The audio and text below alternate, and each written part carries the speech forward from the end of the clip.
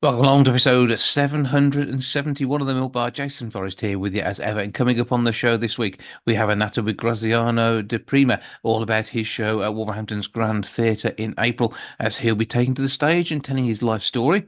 We'll be having a natter with Georgia Barrett, all about washing and making sure we get it right. Don't do it too much. And when we do it, we do it in the best way possible. AEG had done some research. We'll be catching up with Jonathan Newby from the Student Loans Company, all about the deadlines for making sure you get your applications in time to make sure your funds are there for the new academic year. And we'll be looking back at Trans Day of Visibility as we have a natter with somebody who has got a story to tell and has been telling all about it in schools to help build allies. That's all on the way on the show this week. Welcome to the Milk Bar. Welcome to the Milk Bar. Welcome to the Milk Bar. Welcome to the Milk Bar. Welcome to the Milk Bar. Graziano Di Prima will be sharing his life on stage at Wolverhampton's Grand Theatre on the 11th of April. And he joins me now to tell me a bit about the show. How are you doing, sir? Ciao everyone, and thank you for having me. I cannot wait to perform for you all in Wolverhampton. I really hope I'm gonna see all the audience ready to buzz with me. Well, it's going to be an amazing show, and you are bringing just shy of 2 hours of dance to the stage. That is a lot of work from you, isn't it? I'm not gonna lie, it is, but it's a very special one for me because it's the first time I'm telling my story on stage, and we've been on the road for a while now, and every evening is such a beautiful surprise to receive a standing ovation from the audience, especially because I wanted to be very honest about my story. It's the very first time I had the chance to look back where everything started, uh, growing up in the vineyards with my parents, and start to realize in such a young age that dancing was a passion first, but I sacrificed everything for it to become a professional dancer without knowing that maybe one day this could be a potential job. And I'm living literally the dream. I call myself very, very grateful. With 6 seasons on Strictly and the experience that you've had there, and all starting out with massive support from your family, and they never pushed you into this. This is always something you wanted to do, and they've just been there to make it happen, haven't they? Absolutely, especially my mom. Um, when I started, I started dancing when I was 6. When I found myself in front of the TV, and funny story, she was very every time she reminded me this story, she was very surprised because nobody before me danced before. Uh, Obviously, growing up in a humble family, I realized straight away they were very honest with me. My mom would say, "Okay, we don't have money for the Nike shoes, but instead we're gonna buy you the ballroom shoes so you can go and have a lesson." So I realized in such a young age that sacrifice and value was was one of the first lesson I had to learn. Growing up in Sicily as well, I mean, an amazing surroundings there, beautiful countryside, a wonderful country itself, and you must have had a great time growing up. And what, dancing in the streets, was that a thing? Oh, basically in the square. This is another story, another connecting circle. 2 years ago, I married my wife, she is a professional dancer as well. We're gonna come back later to this. And we had our wedding in Sicily, in Riesi, the town where I grew up, in the square. The church is in the square, and it uh, was so memorable because in the square is where I used to dance as a kid, and then growing up, I had the dance school, and I used to do all the shows in the square. So I basically, when I come back after many years, found all the same people that used to support me, used to be students, used to be there for me. They were waiting outside after the wedding. Was beautiful. Was a moment I will never forget. Yes, as a tiny town with that square is everything, where everything started basically. And from there, obviously taking on the world, a number of tools already, and those tools have been really good for you. But this is your first chance to do this as a solo tour, and again, this is something which, I mean, is so special to you and to your family, and in particular your wife. Yes, you know what? My wife is my best friend. Is the person who supports me the most. And the fact that we are doing the same job, she does Dance with the Stars in Italy while I'm doing Strictly. For us, it's such a big reunion where we can share our love for dancing, but our love for our relationship. Obviously, she's part of the story too. So there are so many circumstances put together. Also, our skills, all the lifts that we do together, which is I think our highlights when we dance together, is beautiful. Plus, the cast is incredible. Uh, there are so many circumstances that are making this more than a dream come true. I never thought I could be able to tell my story or be able to perform around UK. So it's been so unexpectedly beautiful. Latin ballroom, what can we expect to see on stage?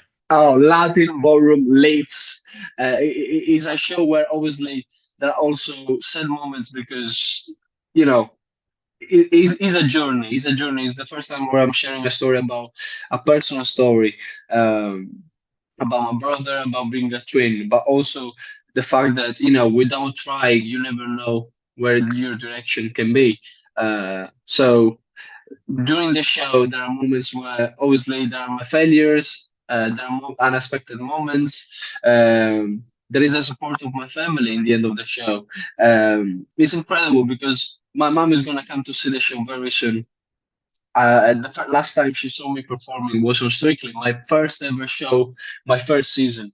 So it's something that I'm gonna remember forever. I'm quite emotional about it, but I don't want to think too much about it because I'm to perform as well. Well, hopefully you can get her to come along to the show in Wolverhampton on the 11th of April. It'd be amazing to have her there too. And maybe bring some of the wine from the vineyards in your Uh, hometown. oh, I asked my mom, actually, we were on the phone yesterday, and I said, any chance maybe you will do big luggage? Oh no, I cannot bring in. Then is if it's gonna open all the clothes. Okay, I'm gonna wait for summer then. So obviously this is a personal show, but one where you get to shine and be the star. So that's going to be a treat for everybody. And I mean, what highlight is there in the show for you? Is there a special moment that means the most? There are two moments for me. One is when obviously I'm doing a solo, embracing the love of my brother, and another one is dancing with my wife all along the tour. All along the show. It is incredible. And, I realized during this tour as well that when you got a very strong connection, and plus you're doing the same job, and you can connect your knowledge together. You've been dancing for so many years. You got the chance to embrace even more your feelings because you're dancing with somebody that's so well connected with you. So, and I think the particular of this show is that it's so honest. People, so many times I received the like a kind of honest review from the audience after the show on the stage, though, where they say such an honest show where finally we had the chance to know you and know what you were before Strictly. And it's true. The people know me from Strictly, but now I think they got the chance to know where I come from and why I keep my feet so much on the floor. I'm coming from the vineyards. Everything is coming across. It's a bonus. I just want to give my best, enjoy the journey, and embrace the love for dancing. And that's the best thing as well, dancing with my wife, because we are so well connected that we can literally share even more our feelings through the audience. A show which is centering around your first 29 years on this planet. Can we expect maybe a special kind of autobiographical show when you hit 60 as well? Do you think that's something you'd be looking forward to? I will try my best, and we're gonna do another interview about it. Absolutely. Okay, we'll get you back then. Meanwhile, now is the time to book tickets for Graziano Di Prima, Believe My Life on Stage, Wolverhampton's Grand Theatre, the 11th of April. 01902 429212 is the box office number. grandtheatre.co.uk to get your tickets and be part of this very special evening that is going to be highlights throughout. You will absolutely adore it. This man is so talented. He is going to be bringing an awesome show to the stage. Graziano, thank you for joining us. Have an amazing time, and we look forward to you joining us in Wolverhampton in April. Thank you so much. Thank you for having me, and keep dancing. Mwah.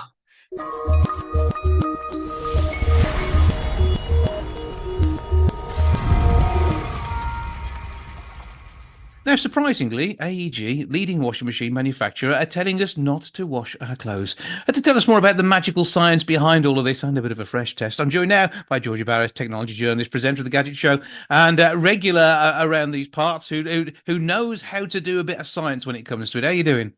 I'm good, thank you. Maybe I should say I'm a specialist when it comes to washing now. Or I certainly am because I do almost don't I? So yeah.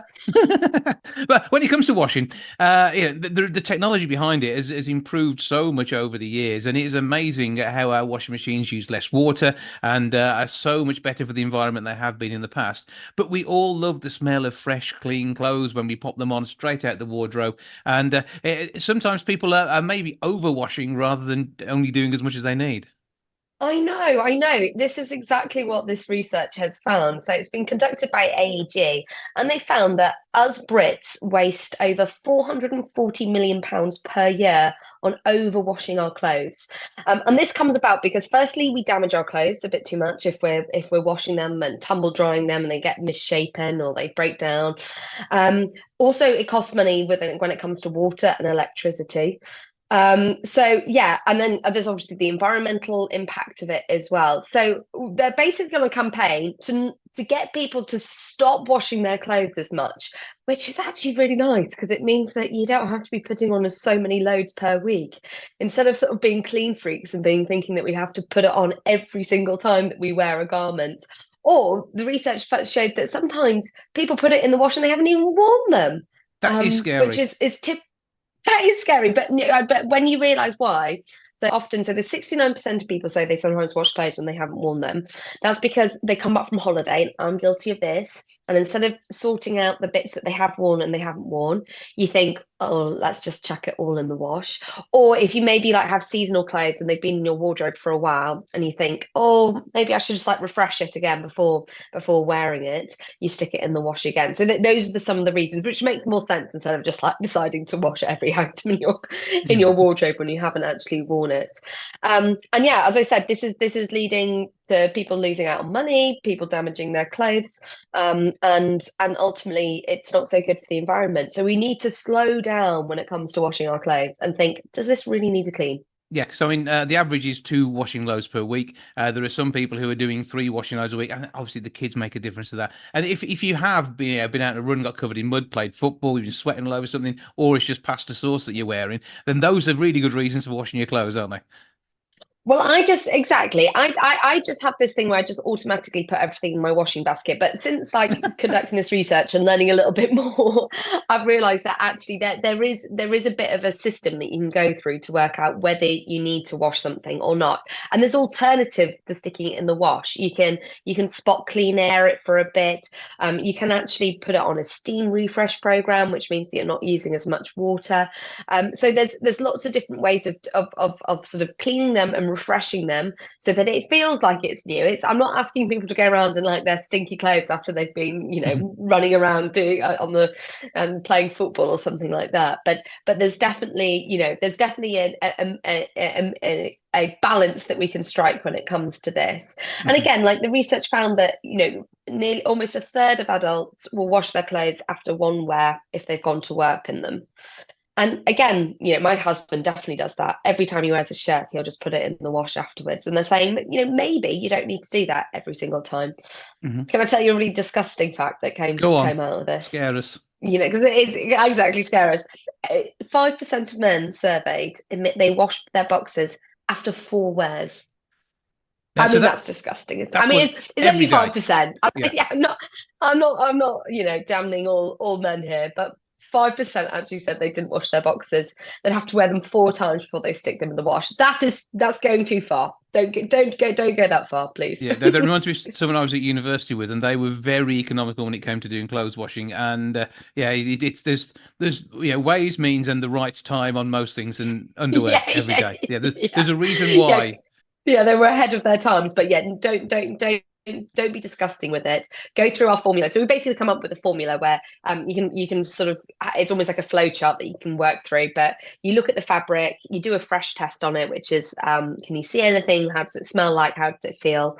And then it tells you what action you should take off the back of it. So yeah, if you're wanting to try and cut back on the number of washes, I do urge you to have a little look at that and just sort of maybe reframing your mind a little bit around not having to stick everything in the wash all the time. Yeah, so it's just like, yeah, so you say if you go on holiday and you repack things, I just think you get it because I mean you are traveling around the country. I think last time I saw you in person, we were both down in Bristol watching a drone display, and Oh yes, of you course. I mean you would have the outfits that you wear for the night. You're changing things several times. It's like you say with work, you might wear something like 4 or 5 hours to sit around an office on the half day you go in these days. And does it really need to go in the wash? Well, probably you can stick it in the wardrobe until the next time you go in for 4 or 5 Yeah, or hours. just like air it for a bit. That's something that I'm just trying to do now a lot more, which is, it doesn't mean like stick it back in the wardrobe straight from you wearing it all day, but air it, have a little look if there's a spot clean that you need to do. Thinking about maybe steam refreshing it instead. There's just different ways instead of just automatically thinking you've got to go in the wash, even though you're actually fine. Yeah, if we can reframe it, then we can just save a huge amount of money and it's better for the environment. And even as we speak at the moment, you are living and breathing this by wearing a black shirt. Yeah, this is I haven't washed it for a good month now. It was white to begin with. No, it wasn't. It was But fine, exactly. but so it is about the so not only reducing costs on things like water and stuff, but laundry, liquids, and all that sort of thing. They cost a fortune these days. So anything we can do, say They really do. yeah. And who likes doing loads of washing? I'm letting you off the hook here. You don't have to do as much washing as what you think you do. Like, please, this is what everybody wants to hear. I mean, another thing that lots of people are guilty of is that they put on their washing machine and it's not a full load. So, 71% of adults do that, which again, I very much do because I just, sometimes if you need a particular load to be done, you're like, okay, I'll just stick it in. Which again, it's not so good for the environment and it does waste water. So we need to think about making those loads super full before you stick the washing machine on. Yeah, because I think something like a half load uses three-quarters of the water for a full load. So you might as well, yeah, you might as well refresh something that's there if you're going to do it later in the week anyway. But don't do it because you Well, don't need to. yes, exactly. You've got it. You've got it. You see? Now How you've many talked. how many times do you wash how many loads do you think you put on per week? I think that there's normally the colours and the whites, and Mm, possibly then one lot of socks and underwear. So it's probably three. three-ish. But I'm forever spilling food down me. So big enough mouth, But you keep can missing spot it. clean that. You can spot clean that. You see, We'll give there that a are go. options. But the thing I like is this Pro Steam thing, and this is something that AEG have got on their washers that I'd not heard of before. But it sounds like a brilliant way of getting everything a bit zuzzed up. Yeah, exactly. So it uses 96% less water, which is a huge amount. It barely uses any water at all.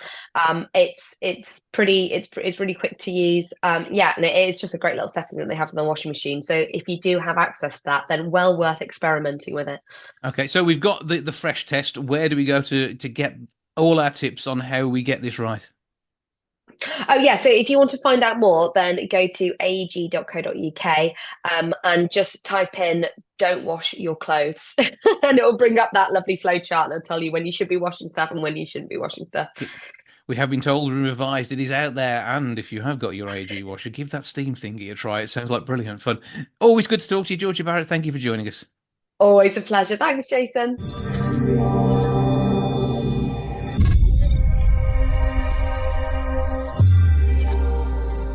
New research released for the 31st of March, Trans Day of Visibility, is showing that many kids don't know what an ally is when it comes to they would do if one of their friends discovered they were trans. To tell us more, I'm joined now by Editor Koza. Hello. Hi, it's nice to be here. Well, good to talk to you, particularly on around a subject which can be confusing and sometimes people use it as divisive as well. When actually the Mm. reality is people are people and we all have our own interpretation of ourselves, and that's the way it should be. Yes, definitely. So tell us a bit about the research to begin with. Well, Just Like Us has been doing quite a bit of research into how kids feel at school because that is sort of the aim of the charity is to try and make lives for LGBT plus young people as livable and enjoyable as possible. And unfortunately, given the current very turbulent sort of climate surrounding trans rights and trans identities in general, it's been quite difficult for a lot of kids to be able to wrap their heads around what is true and what isn't true about trans people and how best to support the people in their lives who may actually be trans. Because I think the important thing to remember here is, unless you're trans, you can't possibly understand what it's like. Yes, and I think that is the biggest sticking point for quite a lot of people when it comes to acceptance, is that there's this realization that isn't happening enough, that you don't have to understand something to be able to respect it and accommodate people. And I think that, yeah, that's it. And this is where the ally status comes in as much as anything else. Being able to say, no, I accept somebody's understanding of themselves, and that is, such an important part of society. And it's not just around trans issues; it's around so many others as well. And Definitely. it is so difficult sometimes to see, particularly with the way people behave online and in social media, that there's this hatred out there for things that people just haven't got a clue about. Yes, definitely. I think it's almost always the case of listening to certain people or certain outlets who push a certain sort of narrative, and there is not much independent and thorough research being done on their own account. And so people are hearing things from people that they trust, and they're re-reporting it and repurposing it in a way that they don't really understand because they've just got it from one source and they've decided that that is the gospel. Hmm. And I mean, the survey's shown that 65% of secondary school pupils would struggle to know how to support a friend who came out as trans.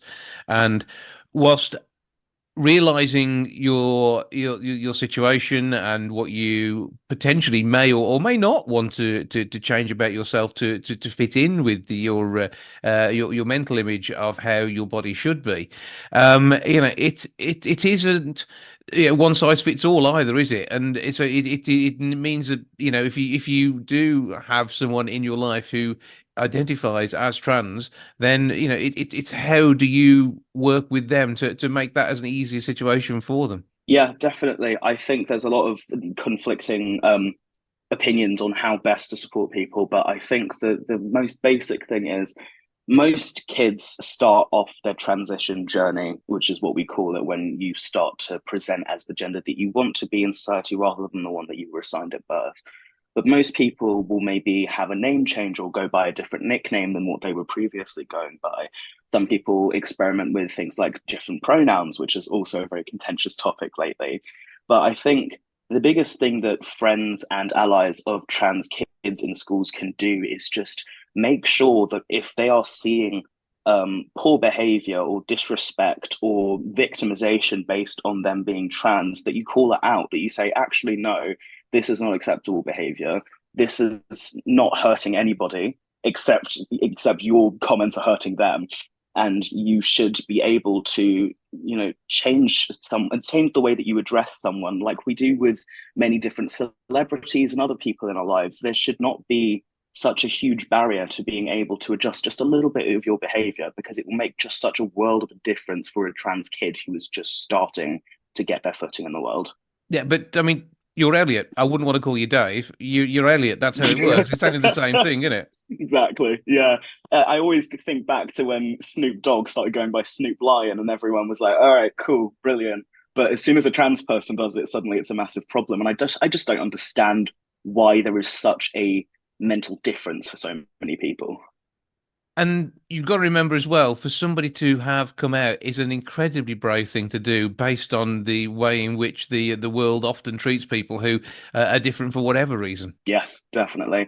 I think that the current guidance around trans people in schools that they're trying to push right now is going to be even more damaging for kids who feel like they might be able to come out but aren't quite sure.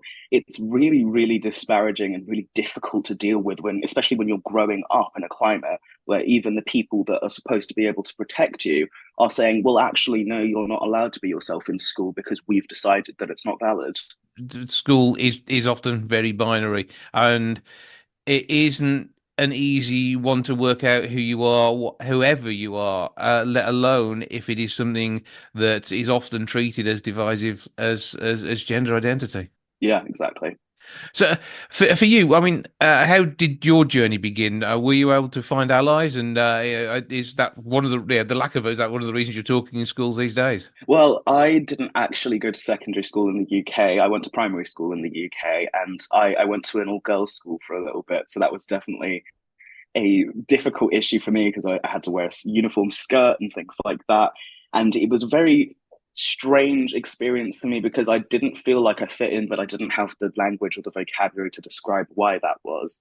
But when I was growing up outside of the UK and going to schools there, because of different things like laws and anti-LGBT legislation, it was really difficult to find people who were supportive of me. So I often took to different online spaces and things like that to be able to get the support that I needed. So you've highlighted there that the UK is better than many places, but it's still not right, is it? Yes, I think saying that one place is better than another, it doesn't necessarily give the full picture because, yes, the UK on paper still has things like the Equality Act, where people who have the protected characteristic of gender reassignment are protected under that law. But given all of the current pushes for different legislation and the way that our media is currently working, it's not necessarily the case that every trans person is going to be better off in this country than another.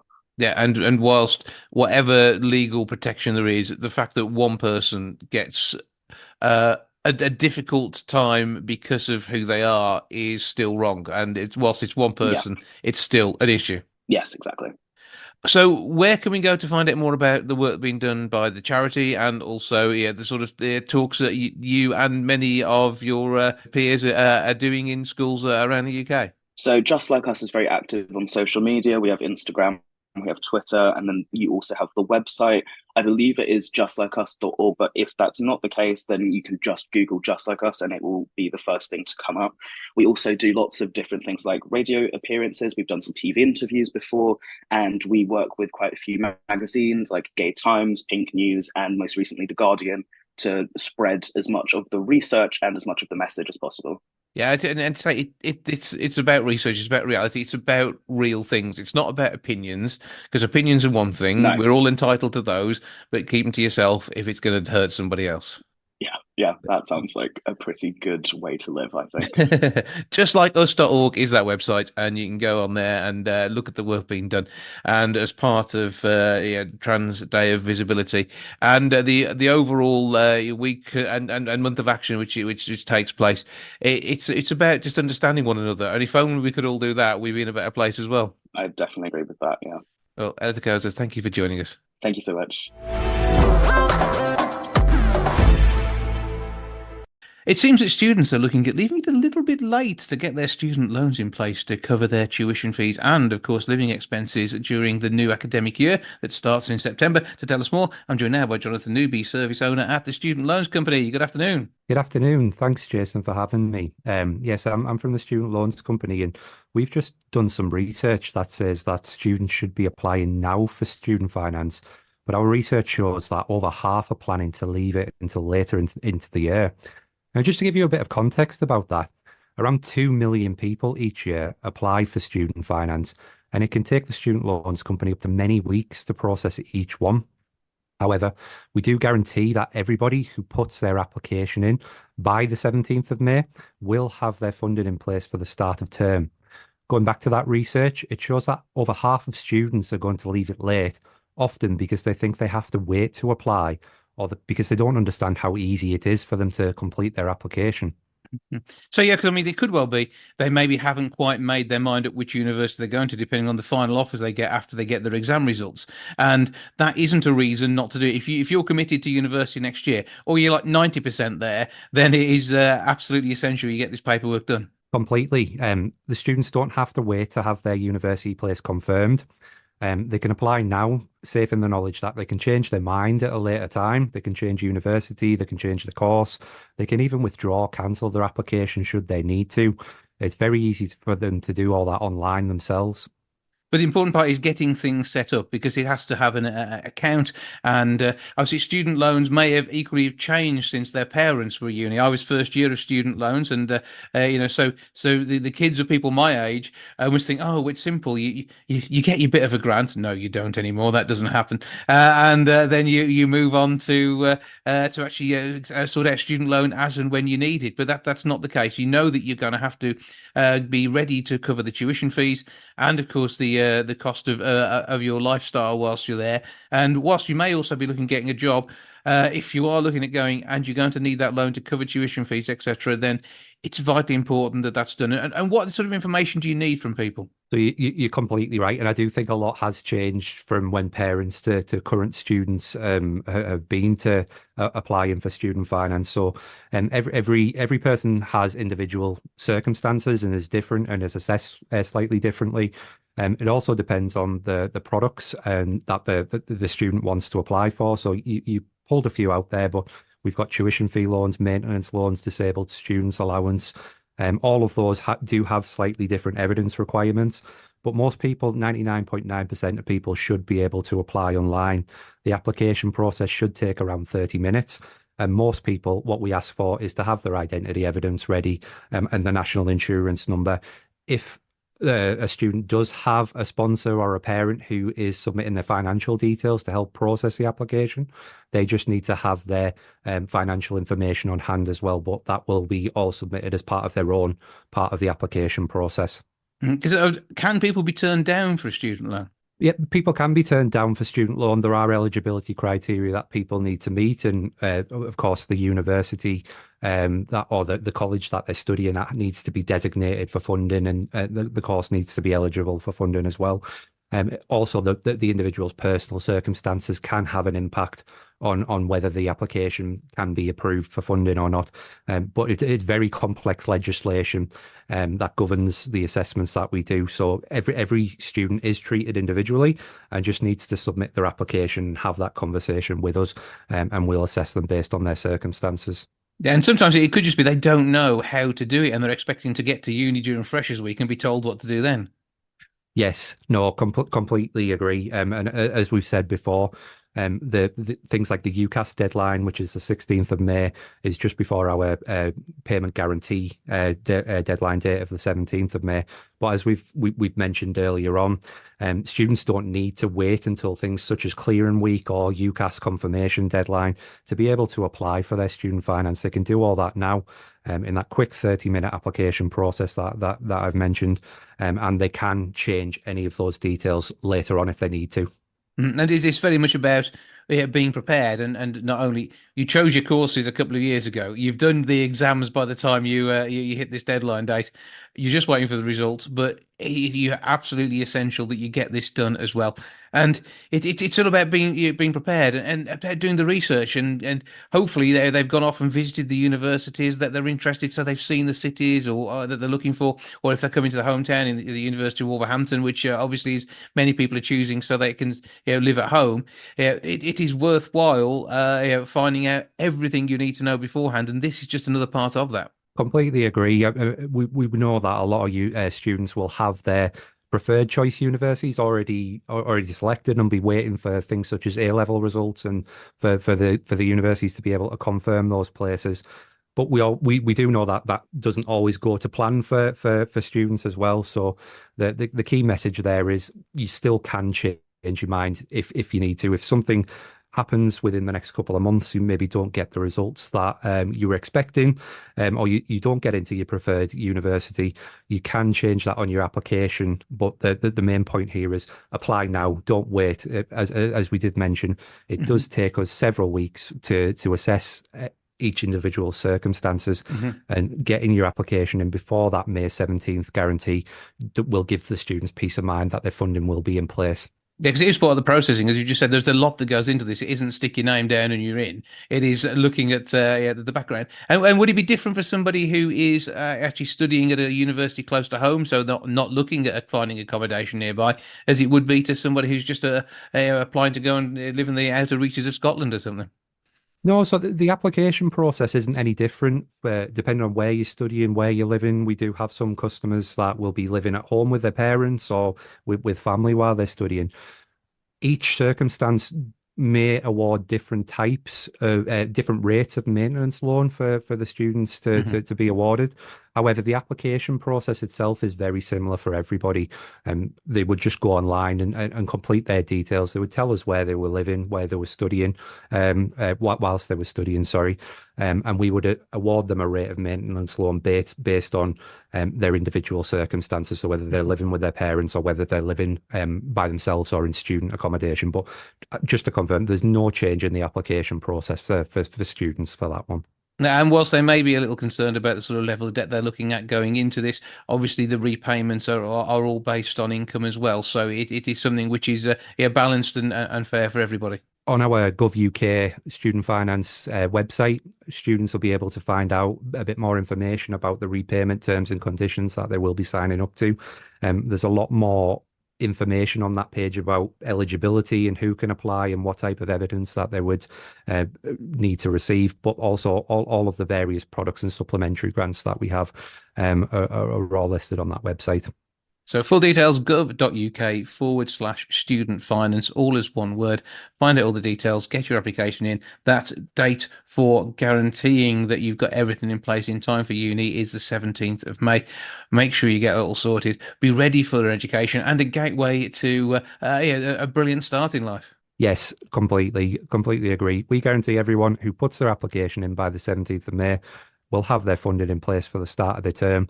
And just to remind everybody, you can apply and find everything online. The application will take about 30 minutes, and for the most, and it will be very straightforward. And just to confirm that students can apply safe in the knowledge that any details they're putting in their application about their university or their course, they can change it before they start their course. But they say they by then will have an online account which will allow them to do that as well. That's the thing. It gives you the portal to be able to update all the details and any changes. And even if you're not certain on what, maybe some of the factors surrounding parental contributions and the like, get the application in your worst case scenario, and then you can change it accordingly later. That's completely correct. Yes. Sounds like a great way of doing it. Getting ready for a university term ahead, and make sure you get your applications in on time. All these things fit together, don't they? Yes, completely do. Jonathan Newby from the Student Loan Company, thank you for joining us. Thank you very much for having me.